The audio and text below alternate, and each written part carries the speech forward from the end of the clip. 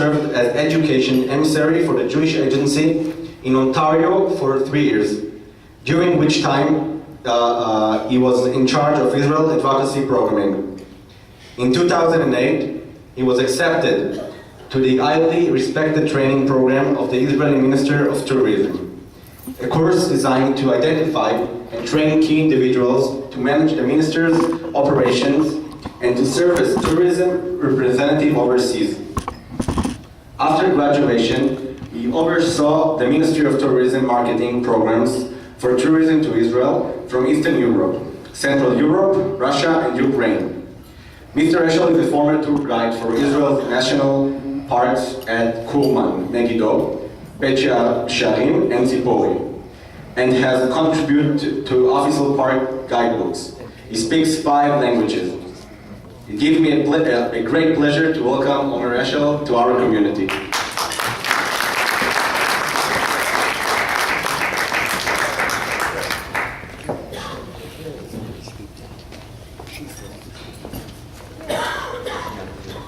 Shalom, Erev Tov, and thank you all for having me here tonight. I'm kidding, I'm not going to do that. I'm not going to do that. But I made you look, so that's what counts. I always feel when I have government officials speaking up, they stop that horrendous accent, like, just get on with it. You're smiling now.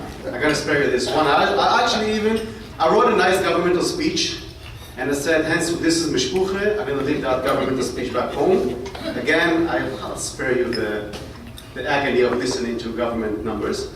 I'm here to speak on actually 2 things. Number one, about tourism to Israel and what's going on in terms of tourism in our country. And second, about Israel and the diaspora. We'll start with the tourism. Tourism in Israel now is booming. It's 2012, we don't have the final numbers for 2013, but 2012 was the best year we ever had since the establishment of the State of Israel. And we are talking in the midst of the greatest recession ever since the 20s, in the midst of the Arab Spring, and in the midst of all the turmoil that goes on and the global terror that goes on all over the world, and still we had a breaking record numbers. One of the questions that people always ask me and say, is it safe there in Israel? Well, I would say, that the government loved their numbers, so I'm going to go to numbers. I actually love the book of numbers, but we'll stick to the official numbers. If you look at the numbers of tourists that we had in Israel in 2013, we had 3.5 million tourists in Israel. How many of those 3.5 million tourists came back home and said, "Let's sound"? 3.5 million. Now, when you look at the numbers of the population of Israel, it's about 8 million. So if you have 3.5 million tourists in Israel, I'm talking generally, statistically, and you have 8 million population, every 3rd person on the street is a tourist. So if you look around, you're going to say, Israeli tourist, Israeli tourist. But you know what the problem with statistics is? 89% of statistics have been invented on the spot. Think about it, it takes some time to get that job. So, in terms of tourism, we are booming. And actually, when I just got in today, the first question that I was asked, what about the raise up of the VAT? Because we all know that Israel has some economical struggles like every other country in the Western world. So gladly, Baruch Hashem, they canceled that really idiotic law. So tourists are not going to pay the 18%. Which is, although we forfeit the high percentage of the taxes, thank you, we don't need that, wonderful. So that on a note, it's very important because anyone who goes to the mission, you're going to spare the 18%. Thank God they haven't raised it up. Now, why tourism is so important to the State of Israel? The best form of hasbara is tourism, because the best way to support Israel is to be in Israel. I'm not talking about Aliyah right now. If you want to go Aliyah, bless you, wonderful, absolutely. But to be in Israel and to see for your own eyes, that is the best form of hasbara. Not just for the Mishpucha people, for everybody. Because when I speak in front of audiences, and the vast majority of the audiences that I speak with is actually the Christian audience, and there's someone in the crowd that been to Israel at least once, he will back up everything that I'll say. And that is why it is so important to speak to anyone that you know and encourage them to come to Israel, to see this miracle of a country, which it is a miracle of a country. Which brings me to the other topic that I want to talk briefly about the connection between Israel and the diaspora. Or even, should I say, is there a connection between Israel and the diaspora? I say no. There is no connection between Israel and the diaspora. Why? To connect something means to take two separate entities and connect them together. But if you have something which is a whole to begin with, you don't need to connect it. There's no connection between Israel and the diaspora. It's the same thing. When you see protesting against Israel, burning the Israeli flag, make no false assumption. When they burn down the Star of David, they also burn your Star of David, our Star of David. My grandfather, Alav Sholem, came from Germany. He said in the 30s, if you were well versed in the new laws of racism, you were intellectual because you knew the cutting edge of science. Today, if you are very well versed in human rights, you're intellectual. But those human rights never go to attack Syria, or they never go to attack the atrocities that goes on in Egypt with the Copts, or in Africa, or in any other place in the world. But Israel is always to be blamed. Whatever makes us different is the fact that my grandfather and your grandfather chose a different vote. That is it. We're the same blood, we're the same family. So when you support your local community here, you support us, and vice versa. When you support Israel, you support yourself. I have a good friend who lives in Tel Aviv. Some people I know that actually live in it. I don't like Tel Aviv one bit, but he lives in Tel Aviv, and he has a bomb shelter, like what the law obligates in Israel to build a bomb shelter. By the way, it is the safest country in the entire world that every citizen has a bomb shelter just right next to him. So if there is a war, a place you want to be in, safely is going to be Israel. Now I asked him, because in Tel Aviv, those bomb shelters are rarely used, thank God. But he cleans it up. And tells him why. I mean, it's kind of like a basement. I mean, what do you need to clean? He said, you'll never know we're going to need it. It's the same thing. Israel is the bomb shelter of the Jewish nation. And when you look at the course of history, every time you had a golden era of any Jewish community in the world, that golden era ended up pretty badly. I'm going back to the times of Greece, to the time of Babylonia, when the Talmud was written. I'm going to Germany, I'm going to Spain. And every time that those communities, those golden age communities were destroyed, by any act, doesn't matter what happened, but at the end of the day, they were destroyed. They found refuge back in Israel. The great rabbi here just spoke before that of one of my personal heroes, Rabbi Luria, one of the founders of the Jewish Kabbalah and mysticism, that was written in Tzfat. Why? In the time of the Spanish Inquisition, there were 300 families in Tzfat. Most people don't even know that number. They were brought there by the Mamluks. And those families went to all the great rabbis, Luria and the Ari Kadosh, and Kasutu, and told them, it's not Kasutu, Karo, and told them, come and stay with us. You supported us, now we will support you. And the glory and might of the Jewish community and the knowledge of our Chachamim in Spain moved to Tzfat. And there we have the Jewish mysticism in Kabbalah. Because of that connection, or should I say, lack of connection. Because of that same unit. I want to address to you a really short story just to prove my point, how we are the same. I have a great privilege to know a wonderful, wonderful, wonderful man by the name Asher Naim. Asher Naim was the ambassador for Israel in 1991 in Ethiopia. Now in 1991, many people don't know that Ethiopian Jews were one of the oldest communities in the world. Some of them are there since about 3,000 years ago. In 1991, there was a shift in power. The president of Ethiopia, his name was Mogadishu, and the rebels started to move toward the capital city of Addis Ababa. Now what happened was, Mogadishu came to Asher and he told him, you want to get the Jews? Pay me up. So Asher said, how much you want for that? He said, $100 million for 15,000 Jews. $100 million. Pay up. By the way, it happened all the time. The Jews from Iraq was bought, the Jews from Morocco were bought, they were all bought. So Asher said, not a joke, it's a true story. Asher said, I cannot afford something like that, I need to call my government. He called Jerusalem. David Levy. David Levy was the Minister of Foreign Affairs at that time. He said, we cannot afford that amount, I need to speak with my mishpucha in New York. And he called the head of the federations in New York to say, help us out, we need $100 million. So they said, you know what? Bargain down with him because we want to buy time until the rebels were actually going to conquer Addis Ababa. So it was back and forth and back and forth and back and forth. And then Asher came to Mogadishu and told him, we will pay you $40 million. Mogadishu said, done deal. I'll sell you all my Jews. Seriously, not a joke. This is what he said. I'll sell you all my Jews for $40 million. What he did, Asher told him, not a problem. You have a fund under your name in Chase Manhattan Bank in New York. Once we get our brothers, you'll get the money. In 36 hours, El Al took all the planes from every single airport in the world, flew to Addis Ababa and brought all the Jews in 36 hours, 15,000 Jews in 36 hours, ending 3,000 years of existence in Ethiopia, reuniting a new start where they actually came from in Israel. Now you come and ask what happened to the money. The rebels took, the next morning, the rebels took the city of Addis Ababa and Mogadishu actually escaped.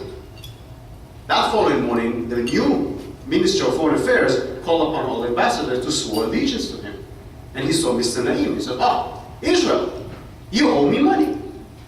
And Asher said, why do I owe you? He said, I just sold you my Jews. You owe me $40 million. So Asher said to him, absolutely, the money is in a trust fund in Chase Manhattan. The Prime Minister of Ethiopia called Chase Manhattan. He said, there is money for me here. So Chase Manhattan said, oh, sure, we have $40 million right here for Mogadishu, the President of Ethiopia. Are you the President of Ethiopia? I said, well, yes, I am. Is your name Mogadishu? And, well, no, it's not. Not your money. Wait. 3 weeks later, our dear friend Mogadishu calls Chase Manhattan. And he said, you owe me money. He said, absolutely, sir. What is your name? Mogadishu. We have here $40 million for the President of Ethiopia, Mogadishu. What is your name? Mogadishu. Are you the President of Ethiopia? Not anymore. You can get it. So in that way, that money actually went back to the Jewish communities. But my point is that with this joint effort, we save, all of us, we save a Jewish community that thrived for 3,000 years. Today is Addis Ababa, tomorrow is Buenos Aires, the next day is going to be Marseille, and after that, God's know what. So when you support the state of Israel, you support yourself. And I'll tell you something that my grandfather, the other one, not the German, the Hungarian, he said something that resonates through my ears every time I speak about our beloved country. He said, your generation will never understand something that my generation knows very, very well. And I said, what is that? He said, you do not know what it means to be a Jew without the state of Israel.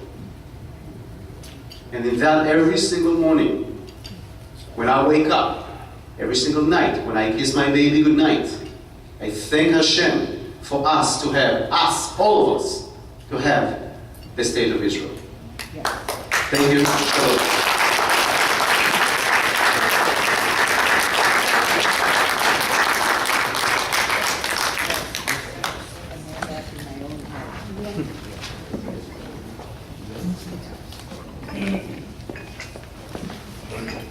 Is political geography like being geography?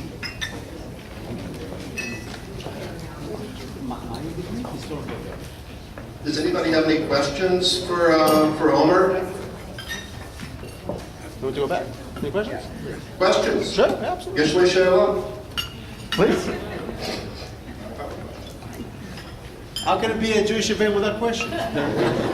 Oh, come on, somebody has to have the first question. I know it's difficult. I know he planned someone in the audience, so come on. No, I didn't plant any shows in the audience tonight. Barry Ruth. Any discussion in the ministry about the effect of Iran having a bomb, the effect we have on Aliyah answer this in a very banking way. Understand what I'm talking about banking. When you owe the bank $1 million, it's your problem.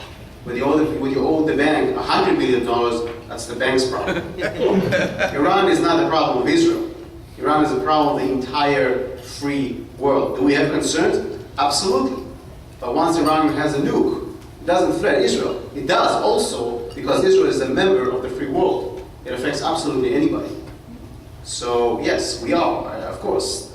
Anyone with eyes in his brain, next to his brain, will be concerned about that. But there are precautions that are being made. I have no idea what they are, but I put trust in him and in our government to know what they're doing. Yes, please. Out of curiosity, what percentage of tourists are Jewish and what percentage are non-Jews? Shocking truth. Yeah, it's a sad thing. Out of the Midwest, I'm talking Midwest right now. I'm not talking about all of North America.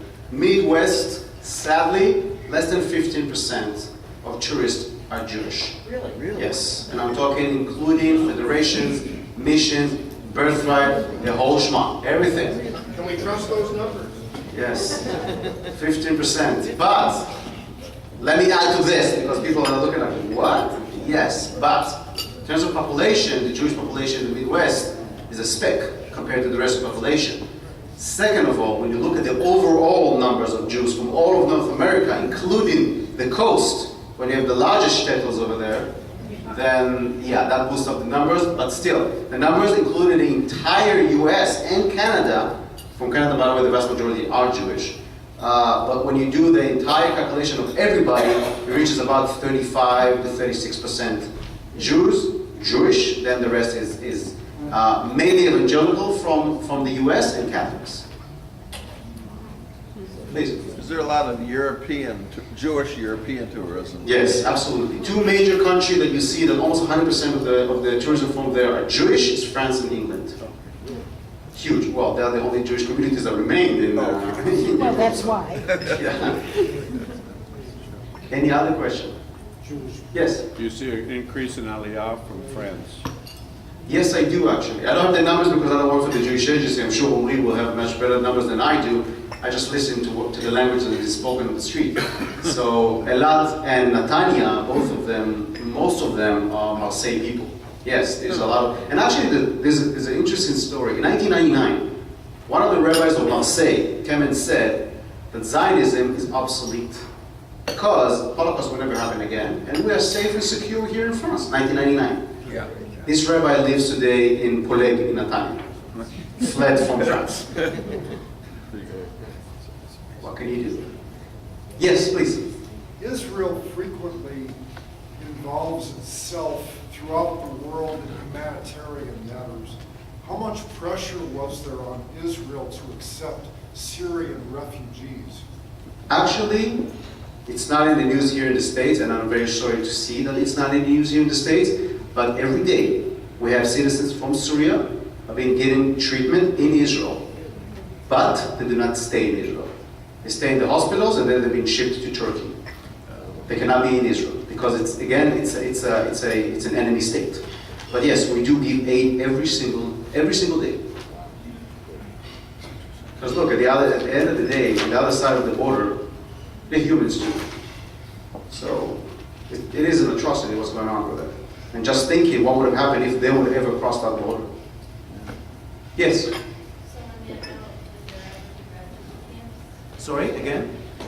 Let's say that would there ever be an influx of refugees coming from Syria to Israel? No. The reason why the border in the Golan Heights is heavily fortified border.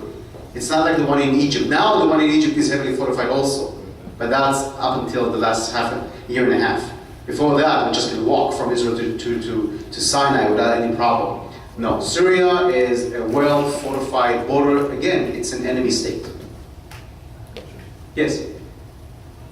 I want to thank you for giving a good Zionist speech, which we all came here to hear. It was a pleasure. And could you talk a little bit about Israel's newfound natural gas? Oh yeah, absolutely. Well, thank you for the kind words. I owe you $20 for that. Rent a friend. It's a great fair right now. Yes, actually, Israel, it was always funny that when I was a kid, there was a joke around by saying Israel is the land of milk and honey, and that's it. Everything else around us is oil, we get the milk and honey. Thank you very much. But, yes, you're absolutely right. They found humongous natural gas reservoirs on the west side, in Israel territorial borders, about 30 kilometers, which is about 20 miles from the coast. Enough gas to sustain Israel for 10 years. The entire state of Israel for 10 years without being reliant on any external source of energy. So actually one of those drills that they found, those rafts, is considered to be the largest one in the entire area. I'm not just talking the Middle East, the entire, if you take a line crossing from the Ural all the way down, well, diagonally, it's on that rift, it's one of the biggest ones. So yeah, it is wonderful, wonderful news for all of us. Yeah. Yes, please. I've been following some of Netanyahu's visits with Putin, and I'm just curious on your opinion of the probability of a front opening up in the Golan. Ever since the destruction of the temple, prophecy was given to the fools. I can tell you this, the Middle East was always an area of turmoil, always. You can never know what's going to happen. If the rebels will take over, we don't know who the rebels are. They call themselves freedom fighters, so did the Nazis at the beginning call themselves freedom fighters. You don't know. The one thing I do know, we will be there as long as we'll be strong and we'll sustain ourselves. And we'll put trust in ourselves. And then we'll be fine. If there's going to be a war in the Middle East, maybe. There might be a war in Europe as well. The Islamists taking over Europe from the south as well. Whatever they gain in the Battle of Poitiers, they completely lost in their immigration rules. So you never know. Yes, please. Besides visiting Israel, what are the most important things our community can do to help Israel? Well, of course, to support your own community. When you support any federation, this federation or anyone, some of that portion of your support comes to Israel. And I will tell you that from a completely, I don't get any commission from that. I work for the government. But I can tell you that from an Israeli point of view. As long as we have strong Jewish communities here, we have supporters all over the world. As long as we have strong communities here, and Israel is getting stronger because of that, you have a shelter. That's how it goes. So contribute to your community, contribute to your federation, contribute to your shul, strengthen Jewish identity. By you being a member of the Mishpuche makes us all very, very strong. All of us. It's the same Mishpuche. Yes? I have a cousin's son who's in medical school in Israel. How shocking. Are there a lot of Jewish students from this country in Israel now? Yes. In a lot of universities, I can tell you in Hebrew, where I studied, there is a full school called Rothberg, which is just international students. So yes, in every given moment we have a lot of foreign students.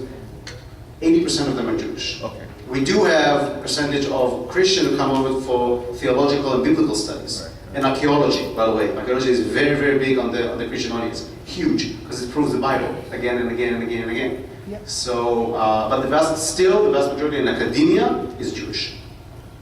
Actually, a member of our community, Judy Cass, where are you? Her daughter goes to Ben Chomim. Oh, nice. And that's Aliyah. Very nice. Very nice. Any other questions?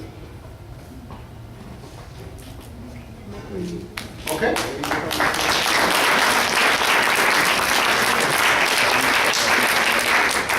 Thank you so much for having me. And thank you, Michael, for having me as well. You are truly blessed to have a wonderful man like Michael. And shalom in Israel.